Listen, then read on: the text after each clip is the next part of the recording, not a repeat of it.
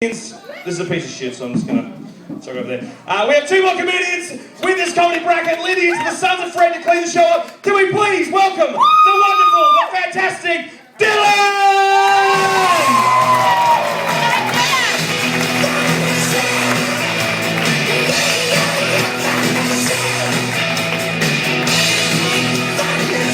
Thank you very much. Oh, sorry, shit, I just need to tune up. Hold on. Thank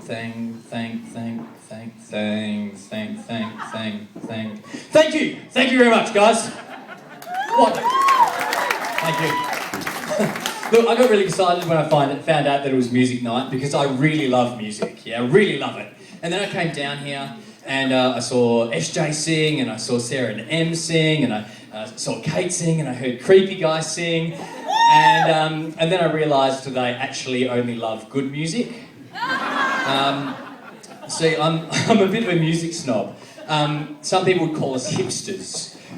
You know, I don't mind that particularly, but you know, I was into labelling before it was cool. Have you heard the one about the hipster? I've got it on vinyl. And it doesn't really work either, because I mean, if you look at hipsters, we think of people with, you know, self-conscious facial hair and pretentious facial piercings and designer frames and Converse All-Stars and slim fit two-tone 1950s cut jackets, and they'll be up in public trying to display their intellectual wit to hide a deep felt sense of loathing. Pathetic. Very pathetic. Anyway, the problem with hipster music is that it's got some different values to pop music. Like, pop music's all about how catchy you are and good production values and how high you are in the charts. Hipster music is all about obscurity and innovation and playing instruments that aren't actually instruments. I think the biggest problem with being a hipster or a music snob is that all of your friends are also hipsters and music snobs. And so you spend hours researching the internet to find out who can become the most knowledgeable about bands, have conversations in cafes that go something like this. Yeah, have you heard of the... Yeah, they're a new band. They're actually Inuits. They were raised by wolves. And the whole recording is just them deriving melody from hitting different sized blocks of ice. It's off the hook. Yeah, I've heard about them, but I'm kind of over the whole percussive melodic movement. I did hear this great band at yoga the other day though, like it was just a melodica and a chainsaw, incredible. Chai. How good's chai? That's pretty much the conversations you'll hear, and it can get really difficult. There's a big difference between music appreciation and being able to produce music. You know, like all good comedians, I was in a band once, and we actually did all right. Our first gig was opening for the Black Sorrows in Port Hedland. Haven't got a lot from it now, but it is really handy. So like if you're on a date or something and you forget the girl's name, like with Natalie over here,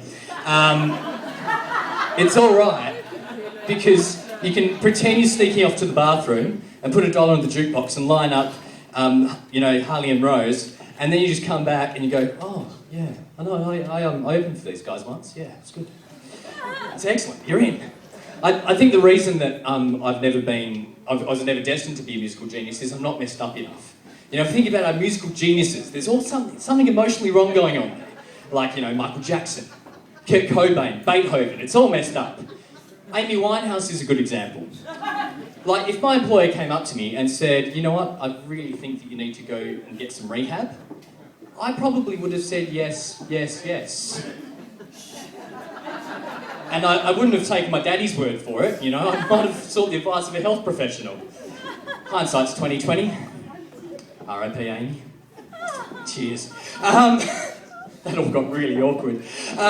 Look, I think I'm just not messed up enough.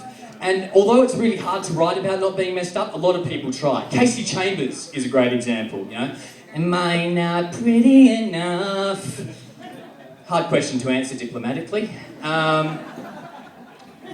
What I love about that song is it was actually written about finding it really hard to get radio airplay. Yeah? Am I not pretty enough? Is my heart too broken So she writes the world's most depressing song in a video clip full of close-ups. Alanis Morissette's another one, her song Ironic. You know, it's like 10,000 spoons when all you need is a knife. Or for those of you who speak Canadian indie songs, it's like 10,000 spoons when all you need is a knife. Yeah, life's tough. I just wonder, why the hell did you need a knife so urgently? Like, were you late to a stabbing? It's all right, just pick your steak up, we don't mind. It's all good. Sometimes, actually, that song's even better, because, you know, it's called Ironic, and there's that line, you know, isn't it ironic, don't you think? And every line, almost, shows a fundamental misunderstanding of the concept of irony. And that's ironic. Don't you think? We sharing a brain tonight? Is that the deal? Okay, cool. Well, look, I really feel like I should be more generous because you're giving me all of yours.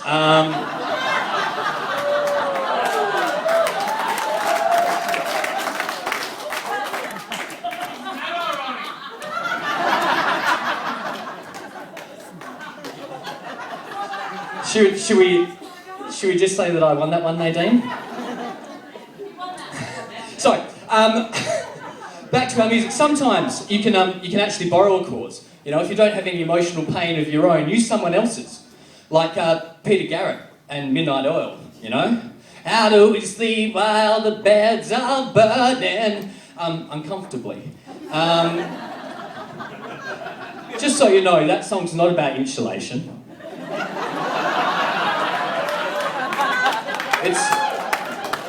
It's actually about the Aboriginal land rights movement, you know? But it still didn't stop him putting in some ridiculous bloody lines, you know? How do we dance while our earth is turning? Bit of a worry coming from the current education minister. Just so you know, the answer is that the turning of the earth creates a gravitational pull, which enables us, no, it's a true story, enabled us to stay relatively stuck to the ground without flying off into outer space, therefore enabling us to move in a rhythmic fashion.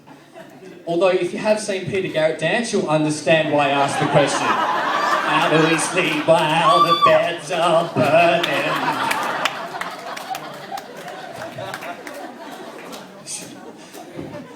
Like someone with cerebral palsy stuck in a jar.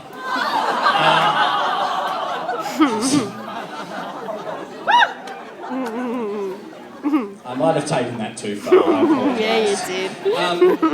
I think we've gone wrong somewhere. You know, that... Were you just miming being stuck in a jar? Is that what I just saw there? Her husband's sitting next to her is going, thank God.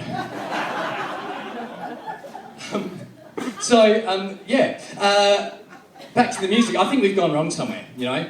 Back in the day, we used to have real people with real problems, you know? In the 1950s, our object of teen affection was Elvis, a gospel-singing white boy with a dad in prison singing about life in the ghetto. Beautiful. Now we have Justin freaking Bieber. Although, to be fair, he does get pimples sometimes. You know? We've got boy bands like One Direction now. Back in the day, the boy band was called the Beatles. You know, I said that to someone the other day and they went, yeah, but One Direction has got 5 members and the Beatles only had 4. Yeah? Well, the Beatles' 5th member was talent.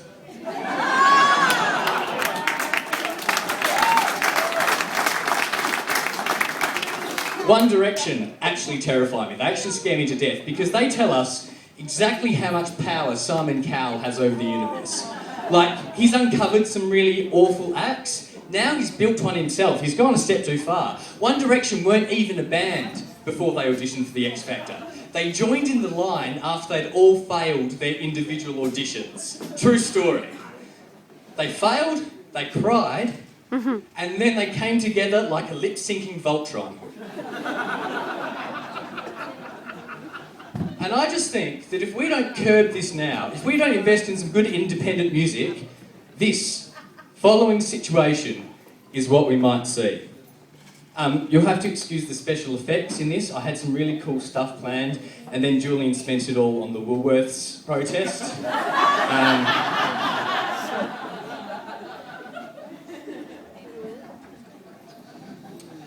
Bring, bring, bring, bring. Hello, Simon Cowell here. Yes, Mr. Cowell, this is President Obama. I hope you don't mind, I got your number from Jay-Z. We're pretty tight. I'm ringing because we need your help. America is being invaded. Iraq or Afghanistan? Canada. They're using terrible music to brainwash our entire population. They tried this once before in the 90s, with an indie songstress with a poor grasp of understanding irony. This time it's worse. Mr. Cowell, there is a 50-foot Bieber attacking New York as we speak. Meanwhile, in New York City, I said, baby, baby, baby, oh. Like, baby, baby, baby, no. Is there anything that you can do? I think so. Hello? Harry? Liam? Oh, I wasn't interrupting anything, was I? Oh, look, get the boys together. The time has come. Meanwhile, back in New York. I said, baby, baby, baby, no! Quickly, quickly, we must find him very soon. The Bieber count was going off the chart. He must be close. Look, there he is.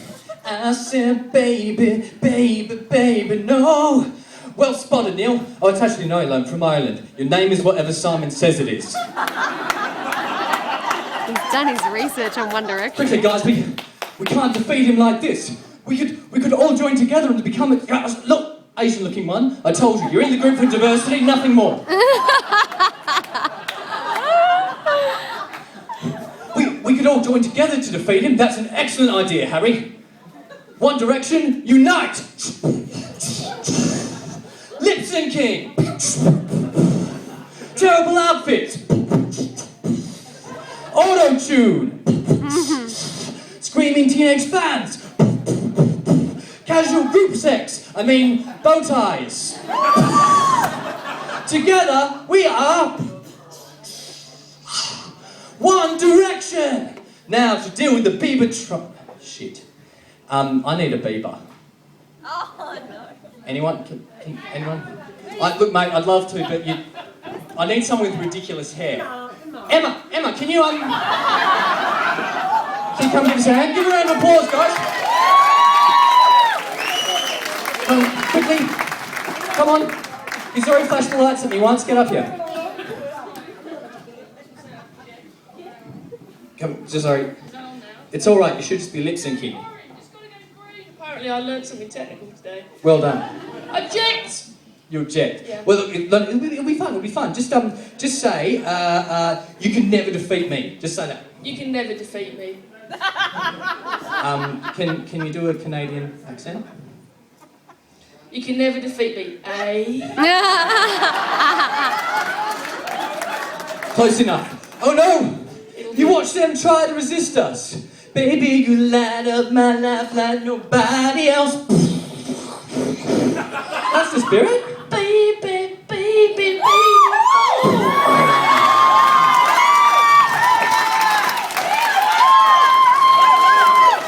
Gee, that really would have hurt if we had testicles. The way that you flick your hair gets me overwhelmed. I have testicles.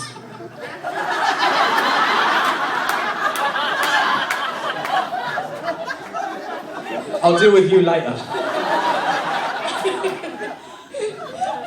Baby, baby, baby. Oh, it's not working. He's too strong. Maybe we could get him to... Shut up, Asian-looking one. Maybe we could make him try to write a song. Brilliant, that would do it. Bieber, I challenge you to write us a song. Oh my God, I can't write a song. I've got actual talent. I've got songwriting. He's breaking out in pimples!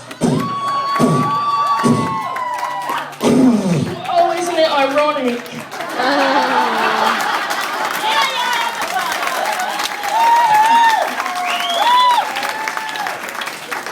You can stay there now for that. Good work, boys, we did it! He'll be off the charts for quite some time. Now, for phase 2. Time to take over the world. What can you possibly do to stop us now? Here, play this. Shit.